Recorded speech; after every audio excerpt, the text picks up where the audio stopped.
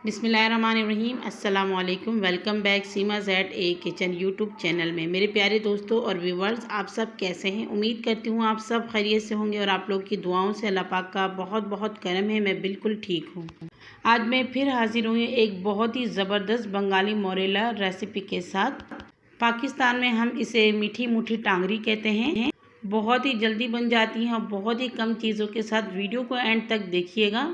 Channel में नए हैं तो लाइक शेयर और सब्सक्राइब ज़रूर कीजिएगा। चलिए रेसिपी को बनाना शुरू करते हैं। टांगरी बनाने के लिए सबसे पहले यहाँ पर मैंने ले लिया है मैदा, और मैदे को यहाँ पर छान ज़रूर लेना है आपने। यहाँ पर 1 पाव मैदा है, और आप अगर चेक करें या इस तरीके से कोई नॉर्मल कप ले लें तो यहाँ पर इसके 2 कप यहाँ पर मैदा है। यहाँ पर हम शामिल करेंगे 1 टीस्पून शुगर चीनी, और हाफ़ टी स्पून हम इसके अंदर नमक शामिल करेंगे। 1 टेबल स्पून इसके अंदर हम घी शामिल करेंगे। ऑयल का इस्तेमाल नहीं कीजिए। घी से जो हमारी टांगरी है वो अच्छी तरीके से क्रिस्पी बनेंगे। अच्छी तरीके से हाथों की मदद से इसे आपने मिक्स कर लेना है। तो हाथों से अच्छी तरीके से यहाँ पर हमने मसल लिया है। तो ये देखिए इस तरीके से इसकी मुट्ठी बनेंगी, क्रम जैसे बनेंगे।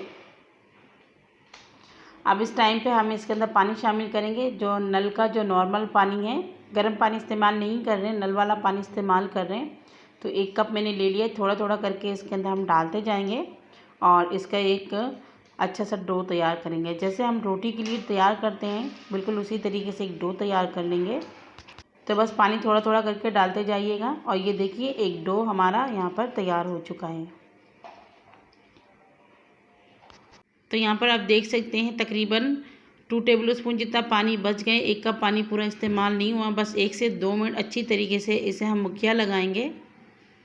तो ये देखिए आटा बिल्कुल हमारा तैयार है, और इसकी जो कंसिस्टेंसी आप देख सकते हैं, बहुत ज़्यादा आपने इसको नरम नहीं कर लेना है।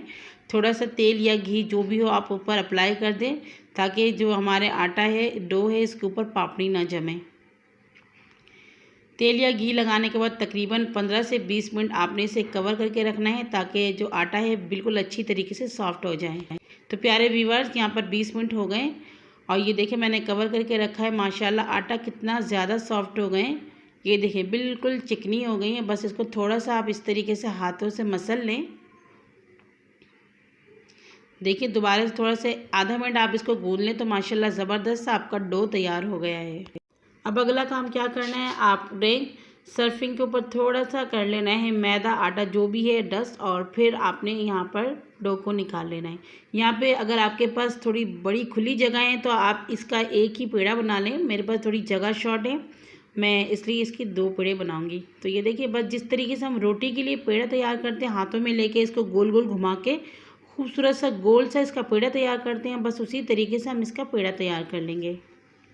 और दूसरा आपने कवर करके रख देना है ताकि वो सख्त ना हो जाए या उसके ऊपर पापड़ी ना जमे। तो अब मैंने यहाँ पर मैदा ले लिया है और नीचे रख के इसको हम बेल लेंगे। रोटी की तरह ही आपने इसको बेलना है, लेकिन थोड़े से चौकोर शेप देना है। ये देखिए इस तरीके से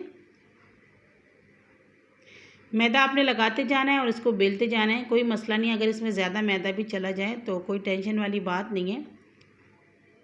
तो ये देखिए मैं रोटी को बेल रही हूँ और इसका शेप थोड़ा मैं चौकोर में दे रही हूँ ताकि आसानी हो जाए। आप इसको गोल में भी बना सकते हैं, उसमें कोई मसला नहीं है।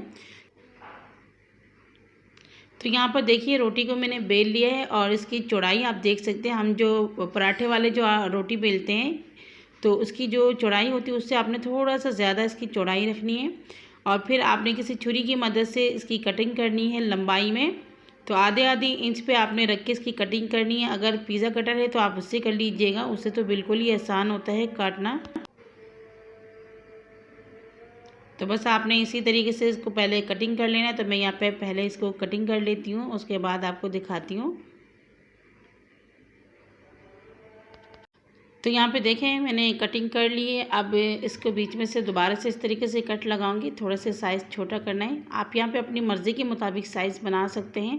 अब आपने एक प्लेट लेना है, थोड़ा सा उसके ऊपर मैदा डस्ट कर लेना है, और बस यहाँ पे हम टांगरी की शेप देंगे। तो इस तरीके से एक एक करके पीस हम हाथ में उठा लेंगे, और जो चौड़ाई वाले साइड है ना, आपने थोड़ा सा उसको ट्रेस कर लेना है। इसमें बहुत ही ज़्यादा शेप देने की ज़रूरत नहीं होती है। बस ये देखिए इस तरीके से शेप दे दें। थोड़ा सा ये गोल गुलाई की तरफ आ जाते हैं। इसको आप प्लेट में रख दें। इसी तरीके से दूसरा भी उठा लें। इस तरीके से चौड़ाई में थोड़ा सा शेप दे दें, मतलब थोड़ा सा हाथों से इसको दबाएंगे तो खुद ही खुद इस तरीके से बन जाएगा। बहुत ही आसान है ये काम, बच्चे भी कर सकते हैं, तो आप तो आसानी से कर लेंगे। ये देखिए इस तरीके से आपने इसको बनाते जाना है। तो इसी तरीके से सारे जो टांगरी हम तैयार करेंगे। अगर आपको फील हो कि हाथों में चिपक रहा है तो इस तरीके से थोड़ा हाथों में मैदा लगा लें आप, और फिर इस तरीके से लगाते जाएं, बनाते जाएं, बिल्कुल आसानी से तैयार होते जाएंगे। इसी तरीके से पहले मैं सारे टांगरी तैयार कर लेती हूँ और फिर आपको दिखाती हूँ।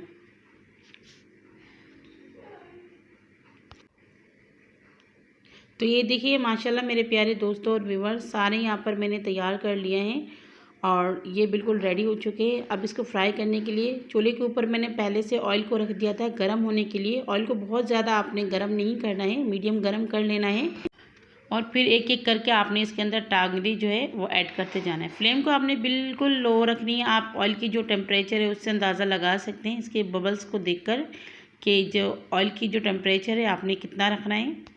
हल्की आंच पे आपने इसको पकाना है। अच्छा, अगर आपने तेज़ गरम कर लिया ऑयल को तो ये ऊपर से अब जल्दी जल्दी से गोल्डन हो जाएंगे, लेकिन अंदर से सॉफ्ट रहेंगे। फिर वो जो आपकी चीज़ बनेगी वो बिल्कुल अच्छी नहीं बनेगी। आपने तकरीबन 1 से 1.5 मिनट बिल्कुल भी चम्मच वगैरह नहीं चलाना है, ये खुद ही ऊपर आना शुरू हो जाएंगे। उसके बाद इस तरीके से चम्मच की मदद से आप इसको उलट पुलट करें और इस तरीके से करते जाइएगा ताकि ये चारों तरफ से अच्छी तरीके से कलर ले आए। तो इसे बनाने में तकरीबन आपको 8 से 10 मिनट लगेंगे। जल्दबाजी नहीं कीजिएगा। मैं फिर से आपको बता देती हूँ, फ्लेम को आपने इस तरीके से रखना है, आप देख सकते हैं। तो ये देखिए मेरे प्यारे दोस्तों और व्यूअर्स 6-7 मिनट हो चुके हैं, इसमें कलर आना शुरू हो चुका है। बस मैं उसी तरीके से चम्मच चलाते हुए इसको बिल्कुल लो फ्लेम में पका रही हूँ। बस इसमें जब अच्छा सा कलर आ जाएगा तो मैं इसे उतार लूँगी। तो ये आप देख सकते हैं इसमें गोल्डन सा कलर आ चुका है। बहुत ज़्यादा आपने डार्क कलर नहीं करना है क्योंकि ये ठंडा होने के बाद और ज़्यादा कलर ले लेता है, फिर वो बिल्कुल काले की तरफ चला जाएगा। तो आपने छन्नी ले लेनी है इस कलर आने के बाद, और फिर थोड़ा सा आपने इसका जो ऑयल है उसको आपने पहले निकाल लेना है। तो ये देखें मैंने इसके ऑयल को निकाल लिया। अब इसे प्लेट में डालूँगी, आप इसकी आवाज़ सुनिएगा।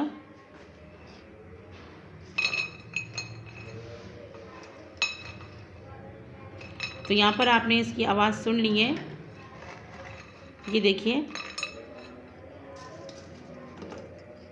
तो यहाँ पर इसी तरीके से सारे जो टांगरी है वो हमने फ्राई कर लिया है।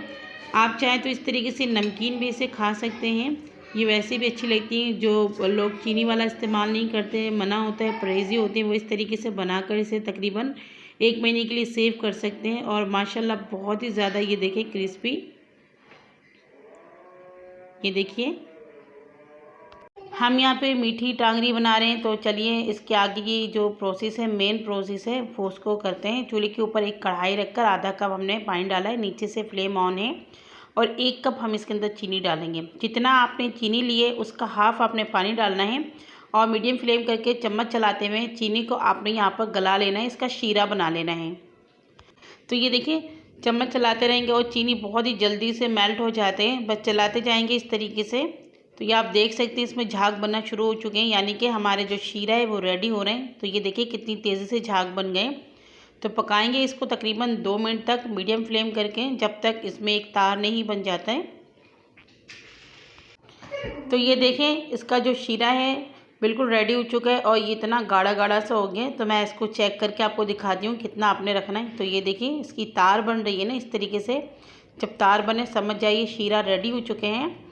और अब आपने क्या करना है, जल्दी जल्दी से आपने जो टांगरी बना के रखी है इसके अंदर डाल देना है, और फ्लेम को थोड़ा सा आपने यहाँ पे बढ़ा लेना है। ये काम आपने बहुत ही जल्दी जल्दी कर लेना है, और थोड़ा सा फ्लेम बढ़ा के यानी कि मीडियम टू हाई फ्लेम में आपने इसको पकाना है इस तरीके से मिक्स करके। तो ये काम जो है ना आपने बहुत जल्दी जल्दी करना है, यानी कि तेज़ तेज़ चम्मच चलाते जाना है, जल्दी जल्दी करते जाना है।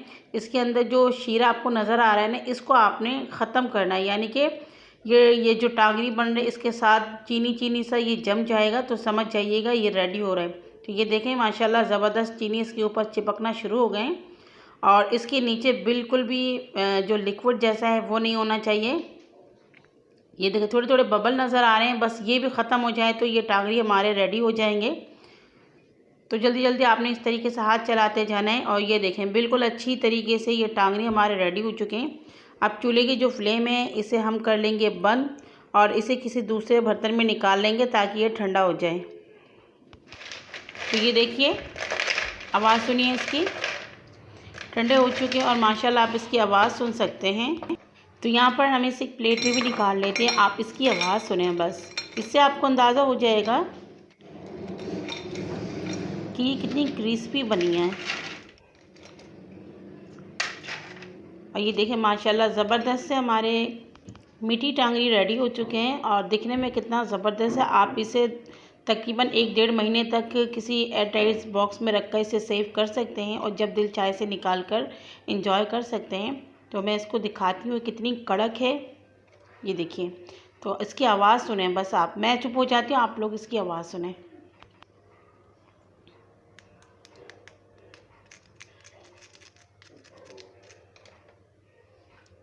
ये देखें, ये देखें, अब बर्दाश्त नहीं हो रहा है। चलो मैं खा के भी आपको इसकी आवाज़ सुना देती हूँ ताकि आपको अंदाज़ा हो।